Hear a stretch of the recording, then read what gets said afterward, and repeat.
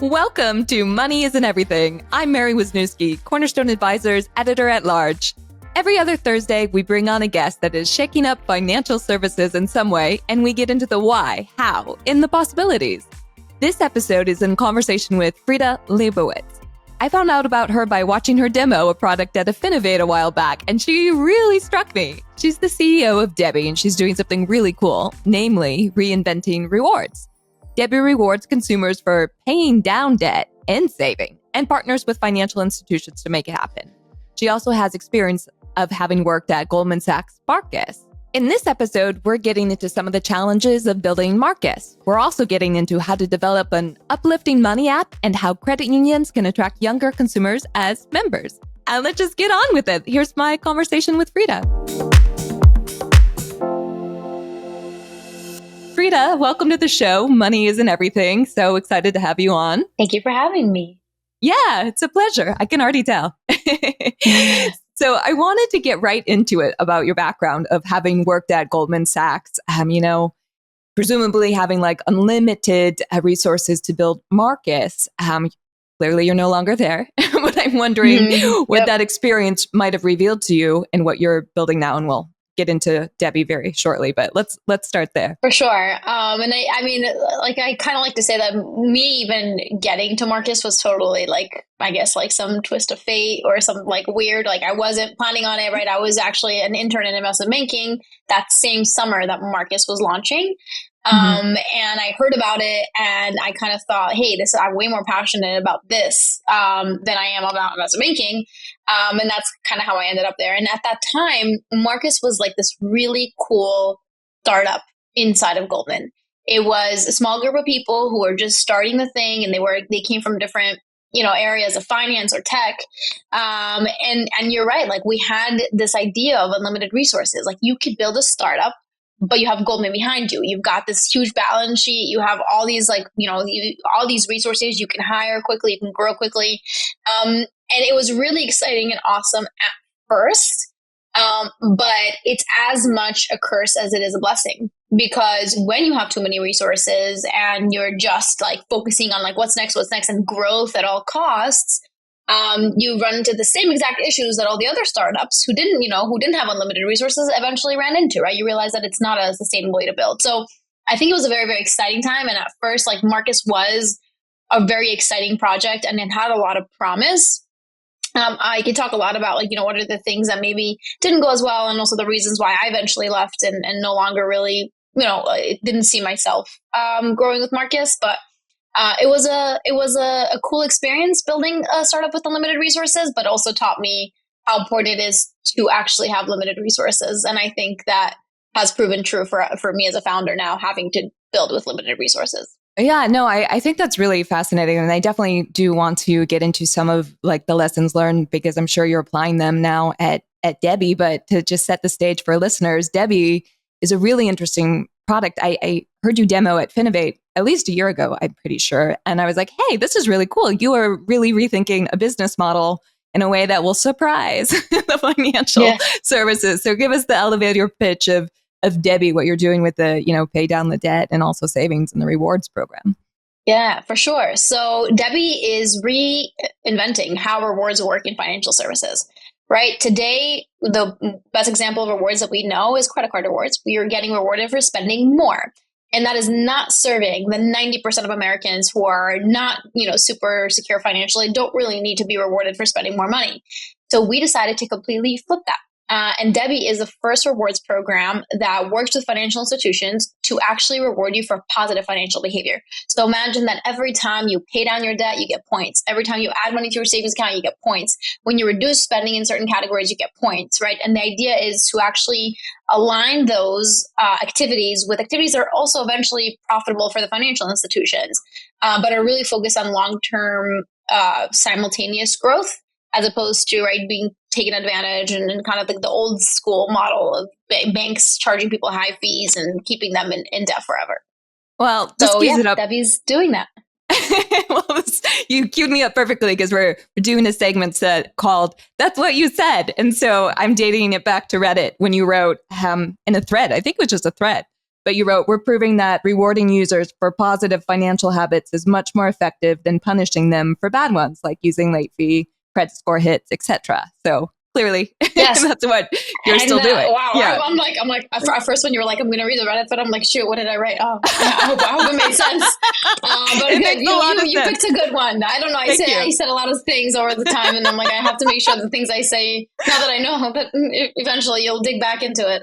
But no, that was, and by the way, that stayed true. And by the way, that ties back to what you asked me before about lessons learned at Marcus. Yeah. And what I learned was that squeezing the consumer to a point where, and then using the stick to try to keep them in line, right, by hitting them with late fees and things like that, it's a very short-term gains model, right? Because what you end up having is you have your best customers, the ones that are doing super well. There's a much higher attrition there. They don't feel like they're getting rewarded for loyalty. Like, you're not really growing alongside them, so they're leaving. And the people who stay are more and more likely to just keep going farther down the hole, right? Of like getting trapped in these fees. And also when you look at the behavioral psychology of it, consumers who get hit with fees once are way more likely to get hit with fees a second time. And after a second time, it's way more likely to get hit a third time, because at some point you just get used to negative reinforcement. Whereas if you look at positive reinforcement, right, if you were to engage in preventative measures and really give people this positive reinforcement for on-time payments, they're never going to get sick of that. They're going to keep coming back for that reward. That's how our human brain works. Well, I'm so glad you brought that up too, because our first guest on the show was Ethan, who founded Digit, who kind of set the tone of making like playful encouragement messages and text messages when he launched Digit originally. So, he sort of got that conversation going. But it's so cool that you're doing this at Debbie through like paying down debt. I mean, that's like, I know the bankers out there listening to this will be like, what is happening here? But it's so important. I think it shows what's been missing in financial services, which is empathy, viewed through like even a mobile app. Because like if someone's logging in and seeing that negative net worth, and it can be quite negative, like why would they want to sign in again? So I'm curious about like the different ways that you try to cultivate a more positive experience when it's definitely like, it's dark. It's an area of shame for people. Yeah, no, you're hitting the nail on the head, because that's why the users actually love logging into the Debbie app, because the first thing they see is how many rewards they earned. That's something you want to keep coming back to. You want to keep checking how much you earn, and you want to keep earning more, right? And I think that's also why so many of the PFM apps didn't really do well and didn't really help people. And we get a lot of our users coming to us and saying like, I've used those, but they just make me feel horrible about myself. Like, I see all these charts that are showing me like exactly what you said, negative net worth, or that my savings is decreasing, my debt is increasing. Like, this isn't what's going to make me feel good. And the problem is old school, traditional financial literacy camp, right? There's this whole like kind of, paternalistic approach that has been happening in financial services, especially in the financial literacy space.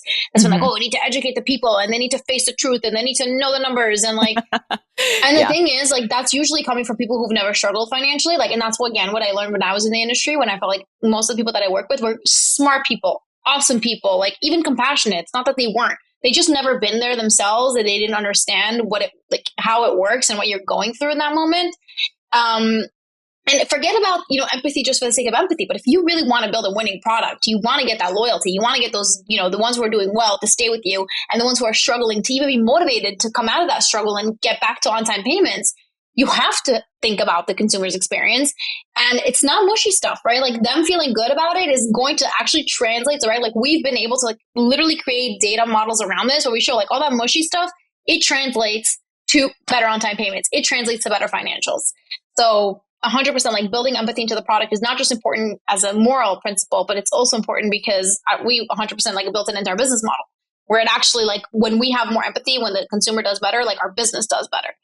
And I think it's important for financial services, all the financial services firms to think that way.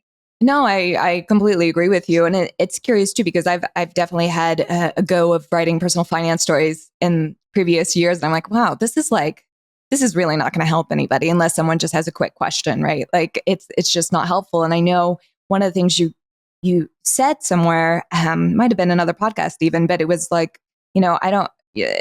content isn't around what is compound interest. It's more what to do in a moment of your, a decision moment. So give us an example of what that kind of approach looks like, or, what kind of content are you serving up to users?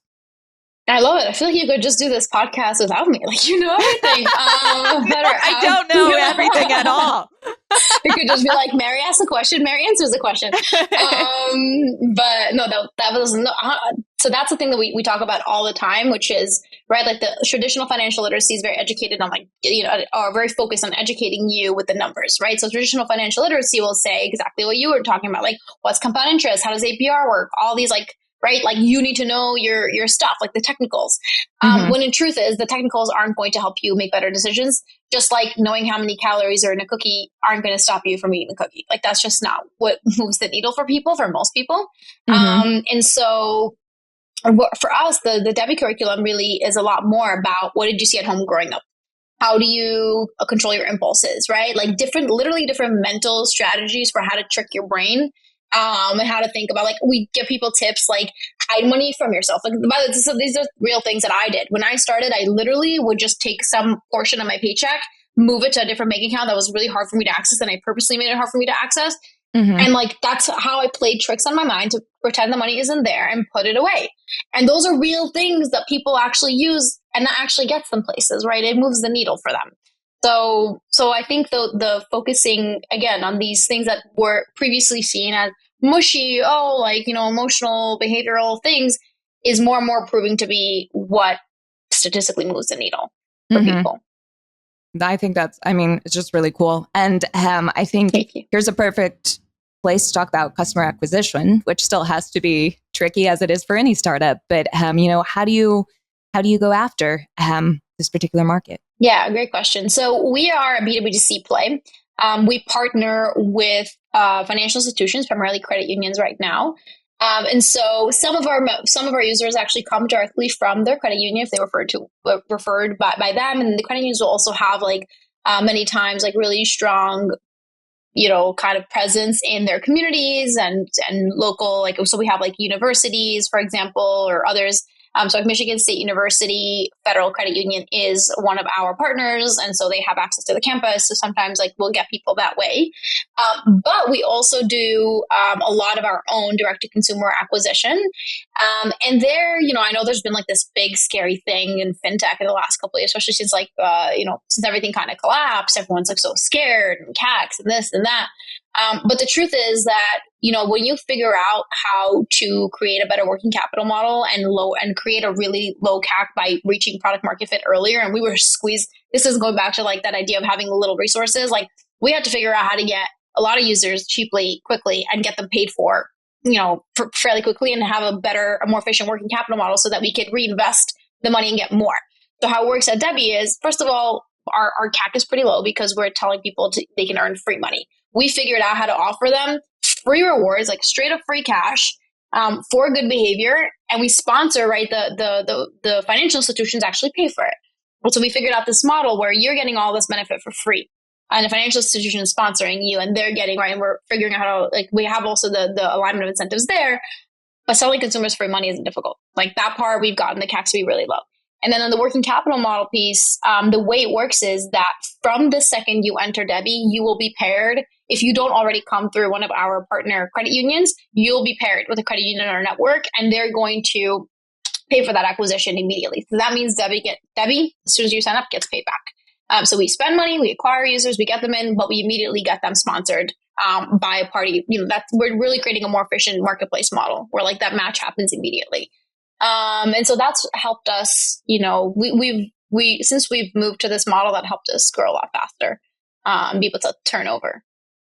And I imagine you're solving, we haven't talked about what's your average age here, but like credit union, I know, is well known for having older members. I think our data shows like late 40s.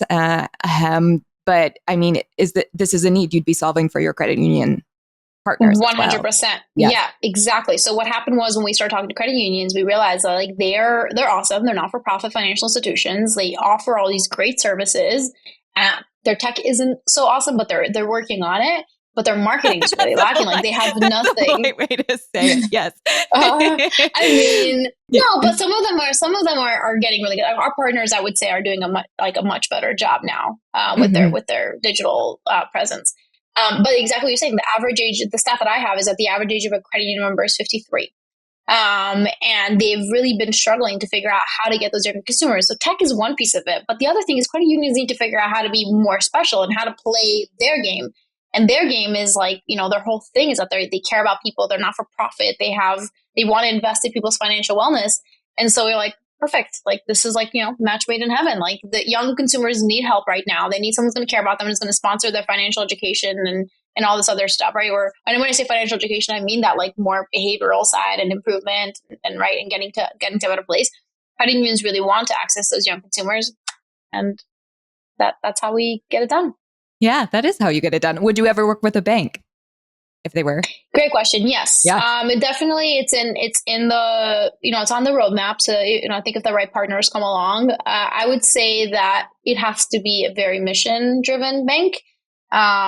And it's not because, we're not a not-for-profit. Like, we are for profit. We care about that. But we really do believe at our core that the mission-driven piece is why our brand has been so strong. And even though we're small, we're mighty. And really, it's the reason why I wake up in the morning to build this thing. I think that like the day that Debbie won't stand for the mission is the day that I will not be motivated to do this anymore. So I know that I think the rest of our team probably could say the same. Right.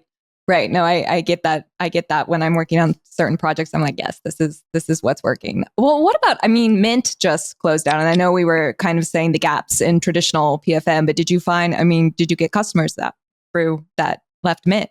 Great question. We're not really an alternative to Mint. Actually, a lot of our users were using it. It's a complementary service. We don't really offer as many of those PFM services. We're more and more, our users are asking us for it, so we're probably going to build more and more of it, but I don't see us becoming, like, we'll probably partner for that. I don't think it's a different focus area. I think that's another lesson learned from Marcus days. Stay focused. Like, build one thing and build it really, really, really well. And don't try to become the one-stop shop for everything. Well, let's talk about that more, because you've mentioned it, like that the limited resources being actually kind of a benefit. Let's unpack that a bit. What have you found from, working at Goldman Sachs to now building Debbie? What's, how is the limited resources helping? Yeah, great question. So it keeps you focused. Like, when you have limited resources, you don't have a choice. You have to do one thing. You have to do it really well. And if that thing you're doing, and either way, at any point in time, you're a small team, so you're working on like one or two things at most. And if those things aren't working, you switch very quickly. You don't have time to we're startups. We're literally looking at our like burn and our runway, every week. We're like, okay, this is how much time we have left. And so if something isn't working, you're going to move very quickly and switch it up. And I think that very well-funded startups, or Marcus did even a higher degree, when you have all this money, you have a lot of time for your mistakes to keep like sitting there and maybe waiting, and like you're not really as motivated. And then the other thing is, right, what happened to Marcus is that there wasn't really a focus. Like, we started, like, I joined when we just had like really one product in market, and that was the consumer personal loans. And before we even had a chance to become really good at that, we had already acquired Clarity Money. We started doing savings accounts with GE, and those were, it's not that they weren't good products. It's just that you're not going to become an industry leader in any of those categories if you are doing all of them at the same time. Right. It's just, it doesn't matter how much money you have. But that was crazy to me. Like, and it's something I remember that we talked about a lot. It doesn't matter how much money we have. You can't, like, you just can't do all of it at the same time. Yeah. Wow. So, it's like one of those things that totally makes sense, but I'm sure like it still sounds surprising, right? Because you think, resources is usually the thing that helps something succeed. Yeah, but no, because focus, like, right, as an organization, like you have to stay focused. And by the way, at some point, more resources doesn't actually help. It actually creates a lack of focus, and it creates too much going on. And I'm not surprised that this happened at Marcus. Listen, Marcus came out of Goldman. Goldman is run by investment bankers who want to close deals. Like, that's their model, right? Like, right. They're like, okay, we close deals. So like, let's do acquisitions. Let's partner with Apple. Let's buy some, let's buy stuff. Let's acquire things. Let's partner with like big companies. They weren't really, it's a different mentality. When you're building a startup, you can't think like that. You're not constantly making deals and partnering with everyone. You're staying very focused. Well, and staying really focused, one thing I was reading about that's on a really cool is your community of like people like trying to help each other through Debbie. Tell me some of the stories that have happened there of like how I guess they're sharing tips, right? Am I understanding that right? Yeah, they're sharing tips. And this is like one of the proudest moments I think that we've had as a team, because when we started, it's very hard. Anybody who's tried to launch a community knows it's very, very hard to launch it. There's also so many communities out there already. People have so many different apps, social media forums, like, WhatsApp groups, whatever else they're in. So it's very hard to create that organic interaction. And I remember, like, now I can admit this because it's a while later, but like in the beginning, I literally created multiple profiles, like Facebook profiles, and I made them talk to each other, like, I literally was like talking to myself, like, and just started, just that it looks like people are talking in the group. Like, that's what it takes in the beginning. Listen, like, for anybody who wants to hack it, like, that's how I think that's what worked, right? That's really funny. I have a quick aside. I used to have to run a debt collection, a social media site. So this was like a bad thing that they did versus what you did would totally make sense. They would like pose as attractive women to get someone to accept their friendship. So that's just another thing. No, maybe not. No. Never did that. Never asked. It never, like those, all of my fake friends were just mine, my own. I only had them actually linked to my Facebook profile and talk to my Facebook profile, or to each other. Right. So well, you're illustrating how to like have a conversation or how to be vulnerable and something that's probably, And I always knew I'm one of those, it's funny because like I tell my team this, like I am like, I can be a good liar, like short term, but I always have to eventually like confess, so eventually I always was like, I had to tell, everyone, okay, these were not real people. Like it was just, I just had to create them so we could start having a group. So now I feel like a little bit relieved when I confess and I'm like, okay, yeah, it's okay. I told everyone the truth. So now it's better. Yeah. But what ended up happening, which was super cool, is like a few months in, our users just started talking to each other and helping each other and being there. And even like to the point where if someone had a question about the product or they had a bug, another user would answer them. Like someone was like, hey, I'm trying to link XYZ account, it's not working. And the other user was like, okay, you have to do these steps. And this is how, and I was like, that's the power of building a community.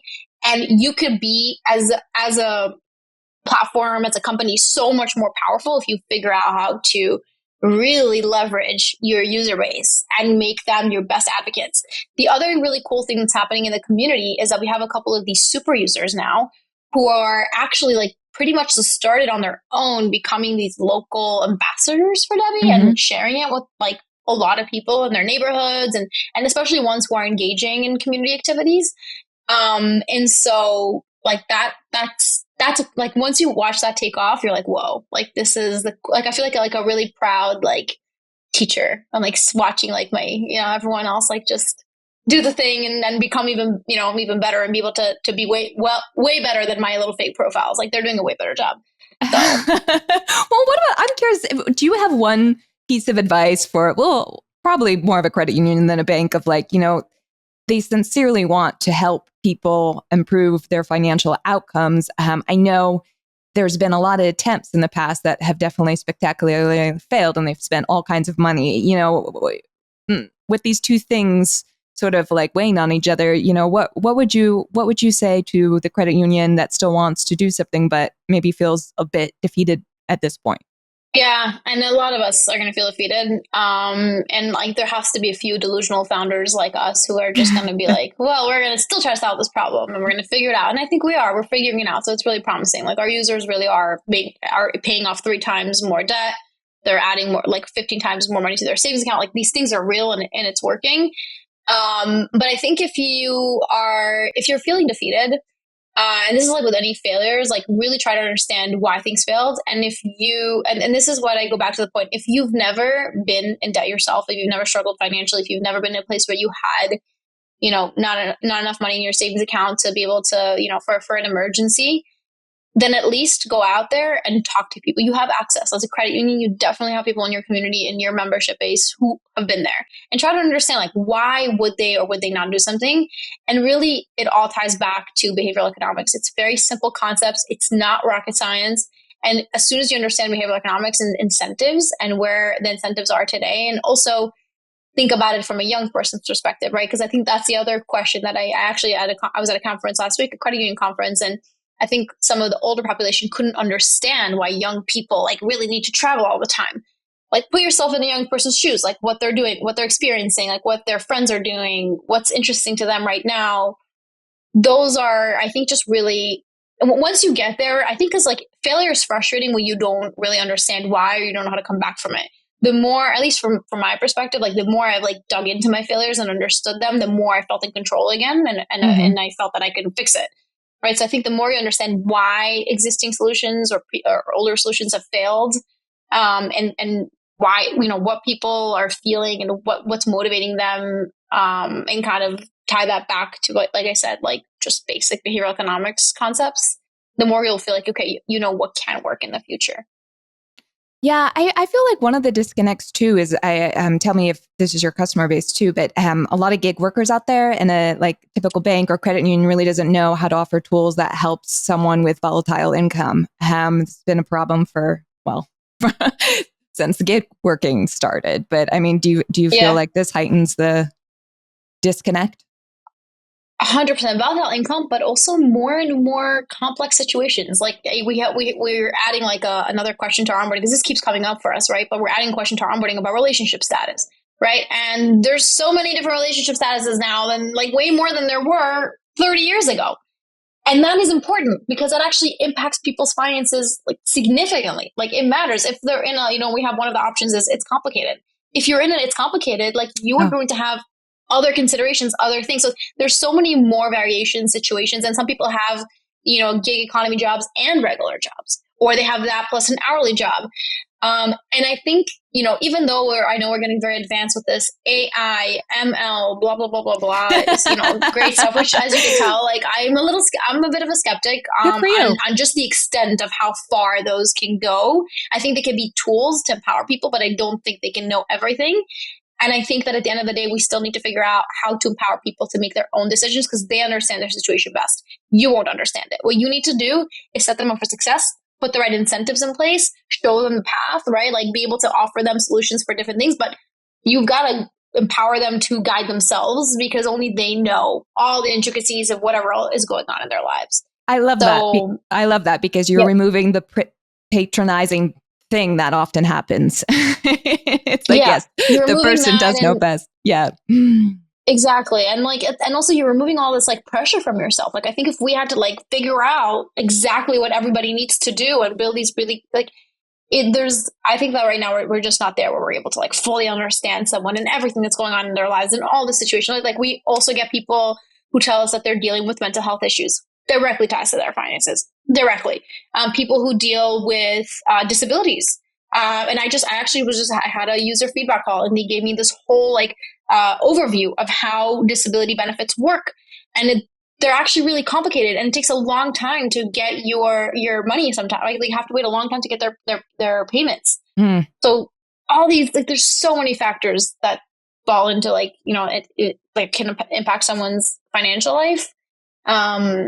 So yeah, I'm more in the camp of empower the people. Empower the people. I'm glad you mentioned the mental health thing too and the disability thing, because I feel like that's slowly but surely bleeding into fintech and probably digital banking in years to come, which will be a curious experience to witness. But I feel like that's going to be an important emerging trend. And I know we're coming on time, but I wanted to open it up to you. I have one last question, but anything else you'd like to share with the listeners while we're on today? No, I think that, you know, if it depends, if you feel like Debbie will be helpful to you, you can always go sign up, joindebbie.com. I'm still paying off debt and still working on, you know, my habits. So I'm sure there's a lot of people who could benefit. And if you just want to educate yourself, then go for it. If you are a bank or credit union, please reach out to us. We actually just today signed our 5th credit union partner. We started off the year with 2. And so now we're like more than double. It's very exciting. So we're really growing. And any bank or credit union that's looking to attract and engage young consumers, please reach out to myself or find us on the website. What's the best way? Should they go on LinkedIn? Should they go on your website? Is the contact info there? Any of the above, but the easiest way to book a demo is just go to joindebbie.com/partners.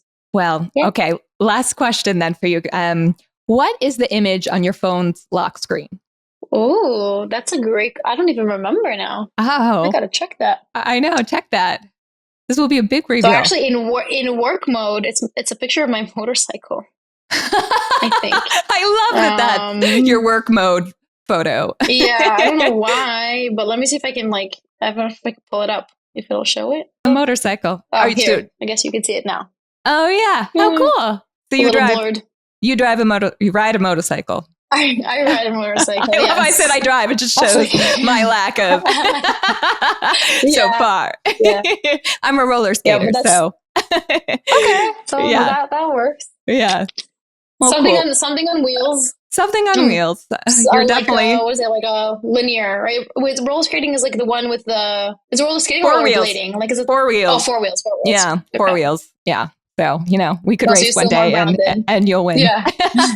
Actually, I'm like a grandma rider. I always say that. Like I'm a careful rider. I just do my thing. I'm going slow, I don't go crazy at all. Well, that's probably safe. So, yes, I try. So, Frida, thanks so much for being on Money Isn't Everything. It's been a true delight. So thank you so much. Thank you for having me. Okay, the biggest thing I learned today is unlimited resources can be a curse. Scrappy startups build communities by talking to themselves, and that I don't know anything about motorcycles.